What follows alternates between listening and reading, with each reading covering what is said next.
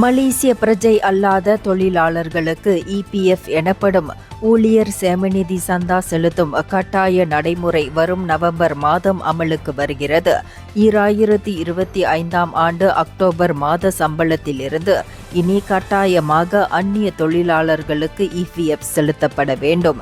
இந்த புதிய கொள்கையின் கீழ் மாத சம்பளத்தில் தொழிலாளர்கள் தரப்பு 2 விழுக்காடும் முதலாளிகள் தரப்பு 2 விழுக்காடும் இபிஎஃப் சந்தா தொகையை செலுத்த வேண்டும்.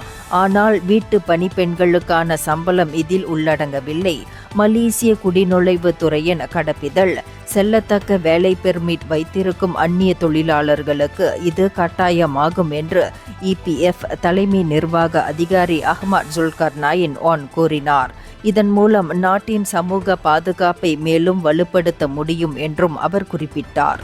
இந்தியர்களின் இதய குரல் மக்களோசை.